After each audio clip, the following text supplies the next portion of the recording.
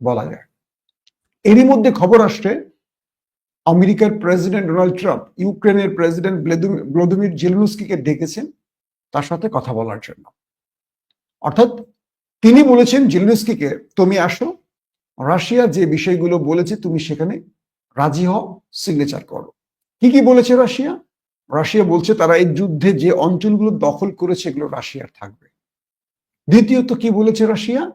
Russia বলেছে তুমি ইউরোপে যেতে পারবে না, নেটোতে যেতে পারবে না, এবং তুমি এই পেপারে সাইন করো, আসো আমরা শান্তি চুক্তি করি এবং আমি একটা নোবেল পাই।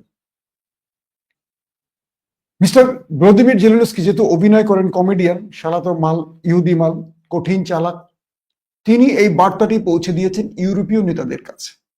অর্থাৎ ডোনাল্ড ট্রাম্প চেয়েছিলেন চুপিসারে এই কমেডিয়ানকে ধরে এনে কান ধরে সিগনেচার করিয়ে ছেড়ে দেবেন, খেলা শেষ। কিন্তু এই কমেডিয়ান ডোনাল্ড ট্রাম্পের এই প্রস্তাবগুলো তুলে দিয়েছেন কাদের কাছে? তুলে দিয়েছেন ইউরোপীয় নেতাদের কাছে, ন্যাটোর প্রধানের কাছে, ইউরোপীয় প্রধানের কাছে, ফ্রান্সের কাছে, জার্মানির কাছে, ইতালির কাছে, দিয়েছেন ব্রিটেনের কাছে। এখন তারা সিদ্ধান্ত নিয়েছেন জেলেনস্কি তিনি একা যাবেন না আমেরিকা, কারণ একা গেলে তার কানটা ধরে সিগনেচার নিয়ে ডোনাল্ড ট্রাম্প তাকে পাছায় দুটো লাথি দিয়ে ছেড়ে দেবে। তাহলে কি করবে? ব্রিটেনের রাষ্ট্রপ্রধান যাবে, ইতালির রাষ্ট্রপ্রধান যাবে, ফ্রান্সের রাষ্ট্রপ্রধান যাবে, জার্মান চ্যান্সেলর যাবে, এবং ইউরোপীয় ইউনিয়নের প্রধান যাবে, ন্যাটোর প্রধান যাবে, তারা সম্মিলিত যাবে। গিয়ে ডোনাল্ড ট্রাম্পকে তারা এবার ব্ল্যাকমেইল করবে যে তুমি এই কাজটি করতে পারো না, তুমি যদি এই যুদ্ধে না থাকো আমরা নিজেরাই যুদ্ধ চালাবো রাশিয়ার বিরুদ্ধে, কিন্তু তুমি এই কাজ করতে পারো না। ইউক্রেনকে ধ্বংস করে এখন যদি বলো যে জমি রাশিয়া নিয়েছে, বিশাল অঞ্চল দখলে নিয়েছে, সেটা তাদের, তারা ন্যাটোতেও যেতে পারবে না, তাহলে ইউক্রেন ধ্বংস হলো কেন? কিন্তু এই যুদ্ধটা আরো চলুক চাইছে কে? Mister Netanyahu. নেতানিয়াহুর স্বার্থটা কি?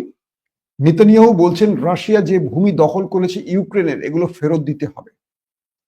কিন্তু তিনি যে গাজা দখল করছেন, পুরো গাজা খেয়ে ফেলতে চান, এটা কেউ চাইতে পারবে না। কি সুন্দর হিসেব! ইউক্রেনের যুদ্ধ বন্ধে দেখেন রাশিয়াকে ডেকে নিয়ে জামাই আদর করলো কে? Donald Trump. কিন্তু তিনি গাজার মানুষকে মারছেন। তো এই যুদ্ধটা আরো কন্টিনিউ করুক চাইছে ইসরায়েল, কারণ রাশিয়াকে বিজি রাখতে চাইছেন ইউক্রেনে। কারণ রাশিয়া যদি এই যুদ্ধ বন্ধ করে ফেলে, রাশিয়ার মনোযোগ চলে যাবে ইরানের দিকে, রাশিয়ার মনোযোগ চলে যাবে কাদের কাছে? ইসরায়েলের শত্রুদের দিকে। এখানেও নেতানিয়াহুর অনেক রকম পরিকল্পনা নিয়ে সে কাজ করছেন। তিনি এই মুহূর্তে ট্রাম্পের চেয়ে নেপথ্যে বড় ভূমিকা রাখছেন কেউ কেউ বলছেন। কিন্তু একটি বিষয় পুরো বিশ্ব এড়িয়ে যাচ্ছে, ইউক্রেনের যুদ্ধে যত মানুষ মারা গেছে তার চেয়ে কয়েক গুণ বেশি মারা গেছে গাজার যুদ্ধে। কিন্তু এটার জন্য বিশ্ব নেতারা কেউ ডোনাল্ড ট্রাম্পকে সেইভাবে চাপ দিচ্ছে না। এই বিষয়গুলো আসলে আমাদের ভাবাচ্ছে। আমরা 57টি মুসলিম দেশ, 10টা দেশ তো একসাথে আমেরিকায় উড়ে গিয়ে ডোনাল্ড ট্রাম্পের কলার ধরে বলতে পারতো এটা বন্ধ করো। আজকে জেলেনস্কির জন্য ইউরোপের নেতারা এখন আমেরিকায় যাবেন, জেলেনস্কিকে একা পাঠাবেন না। হঠাৎ করে এই বৈঠকের সিদ্ধান্ত হচ্ছে ফ্রান্স যাবে, জার্মান যাবে, ইতালি যাবে, ব্রিটেন যাবে, তারা সব যাবে।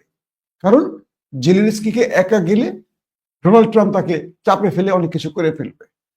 কিন্তু মুসলিমদের 57 দেশের কজন রাষ্ট্রপ্রধান ডোনাল্ড ট্রাম্পকে ফোন করে বলেছে আপনি তো বিশ্বমোড়ল, আপনি তো সুপার পাওয়ার, আপনি এখন সবচেয়ে বড় নেতা, প্লিজ বন্ধ করেন। অথবা প্লিজ না, একসঙ্গে 10টা দেশ ডোনাল্ড ট্রাম্পকে চেপে ধরুক যে আমি তোমাকে তেল দিব না, আমি তোমাকে খাদ্য দিব না, আমি তোমাকে এটা দিব না, ওইটা দিব না, বন্ধ করো যুদ্ধ। আজকে ভারত ডলারের এগেনস্টে দাঁড়িয়ে গেছে।